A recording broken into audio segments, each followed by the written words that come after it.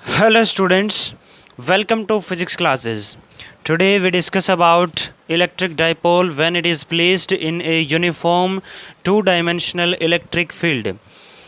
Suppose this is the direction of electric field upwardly and this is dipole AB having length 2a. तो dipole की length हम यहाँ लिख लेंगे AB is equal to 2a, length of dipole. आगे next ये making an angle theta with direction of electric field. जो dipole है इसकी डाइपोल मोमेंट होगी तो ये माइनस से प्लस, पॉजिटिव चार्ज से नेगेटिव चार्ज की तरफ इसकी डाइपोल मोमेंट की डायरेक्शन है। ये डायरेक्शन इलेक्ट्रिक फील्ड की डायरेक्शन के साथ थीटा एंगल बनाए हुए है और हमें यहाँ निकालना है कि इलेक्ट्रिक फील्ड की वजह से इस पर क्या इफ़ेक्ट पड़ेगा। हम इसमें थीटा को 0 रखेंगे, 90 डिग्री रखेंगे, 180 रखेंगे, तो वहाँ भी अलग अलग स्पेशल केस चेक करेंगे। इसके पहले थीटा एंगल के लिए जनरल निकालते हैं।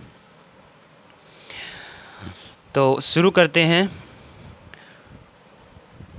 सबसे पहले फोर्स देखेंगे, नेगेटिव चार्ज पर किस डायरेक्शन में लगेगा और पॉजिटिव चार्ज पर किस डायरेक्शन में लगेगा। यहाँ देखिए एक पॉजिटिव सोर्स चार्ज है।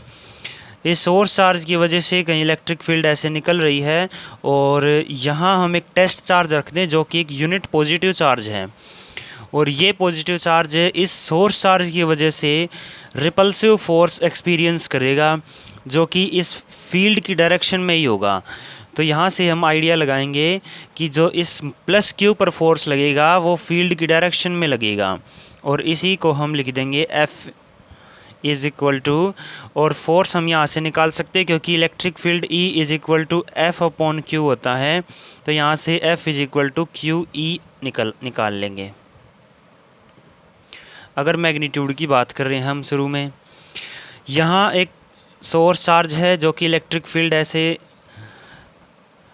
इमर्ज हो रही हैं सोर्स चार्ज से, और एक माइनस क्यू चार्ज यहाँ रखते हैं किसी भी पॉइंट पर। ये माइनस क्यू चार्ज इस सोर्स चार्ज की तरफ अट्रैक्टिव फोर्स में एक्सपीरियंस करेगा और ये फोर्स इलेक्ट्रिक फील्ड की डायरेक्शन से अपोजिट डायरेक्शन में होगा। यहाँ भी ऐसा ही लिखेंगे, माइनस क्यू चार्ज पर जो फोर्स लगेगा वो इलेक्ट्रिक फील्ड की डायरेक्शन से अपोजिट लगेगा। तो इसको भी लिख देंगे QE, सिर्फ मैग्नीट्यूड लिखते हैं एक बार। तो F is equal to QE, इतना ही फोर्स लगेगा। तो सेम फोर्स इस डायरेक्शन में लग रहा है और इतना ही फोर्स ऊपर डायरेक्शन में लग रहा है। एक ही चीज़ पर अलग अलग अपोजिट डायरेक्शंस में बराबर फोर्स लगाएंगे तो वहाँ पर नेट फोर्स की वैल्यू हमेशा 0 आएगी। तो आपको ये बातें लिखनी हैं। Force on minus Q charge is equal to QE in opposite direction of electric field, and force on plus Q is equal to QE in the direction of electric field।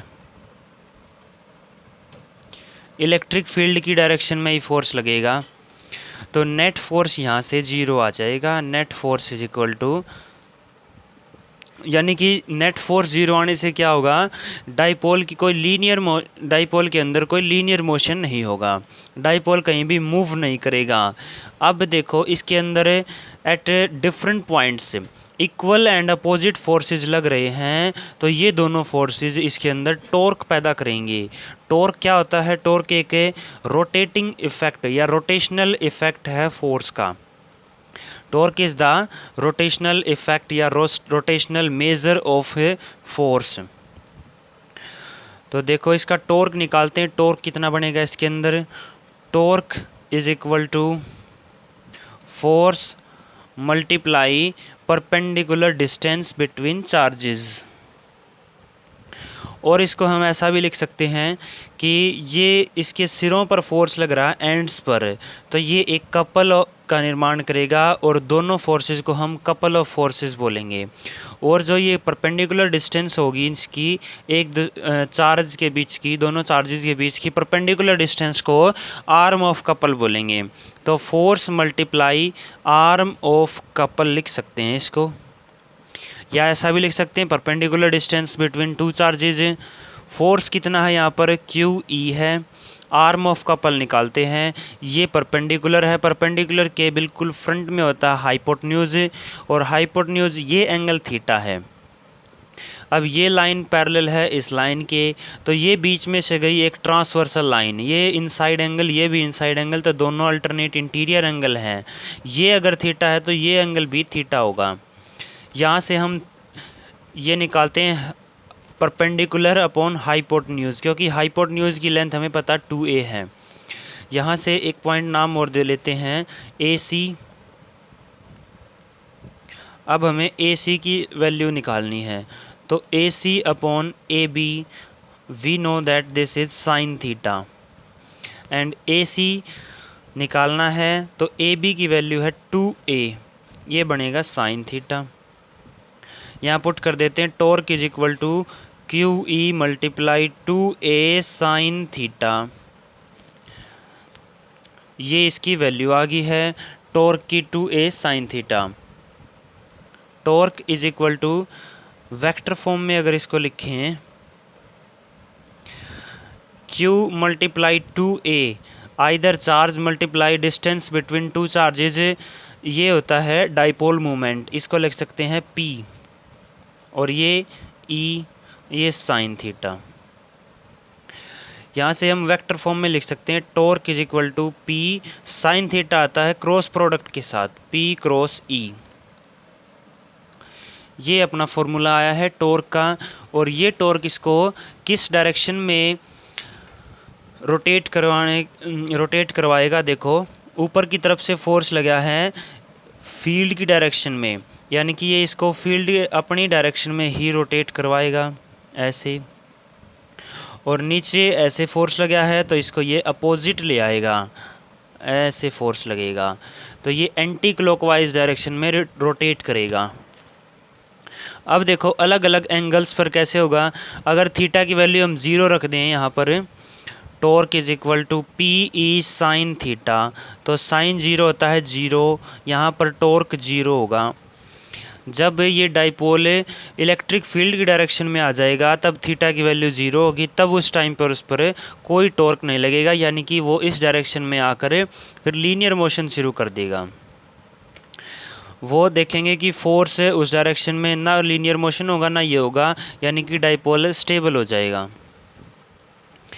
अगर theta की value 90 degree हो, if theta is equal to 90 degree then torque is equal to PE, ये maximum torque लगेगा।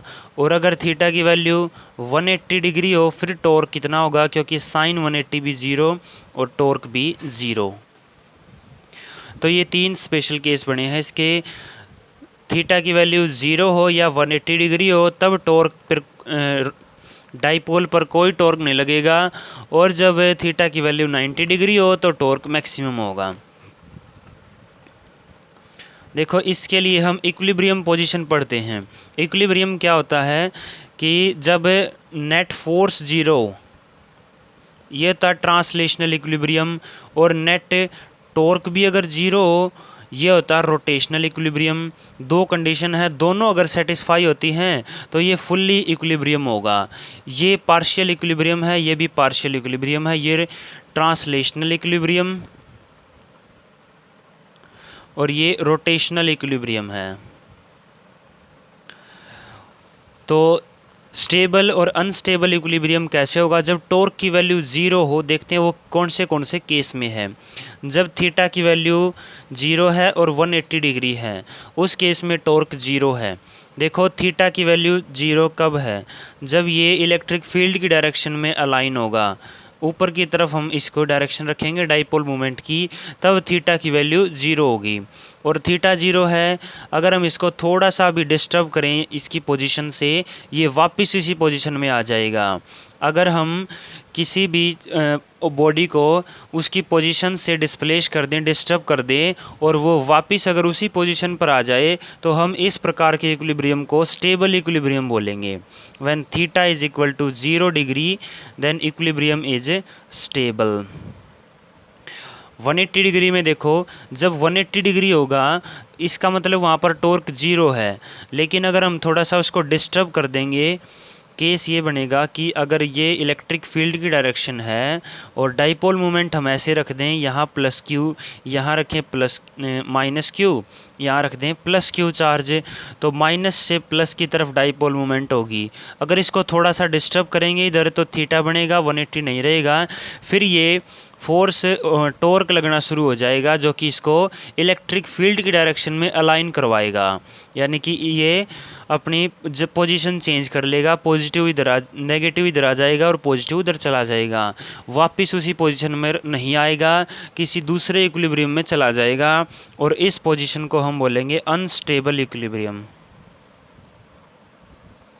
तो ये दो condition थी, जब थीटा की वैल्यू 0 हो तो स्टेबल इक्विलिब्रियम होता है और जब 180 डिग्री हो तो अनस्टेबल इक्विलिब्रियम होता है। तो आज यही टॉपिक पढ़ेंगे हम। अगली बार पोटेंशियल एनर्जी निकालेंगे डाइपोल की कितनी होती है यूनिफॉर्म इलेक्ट्रिक फील्ड में। Thank you very much.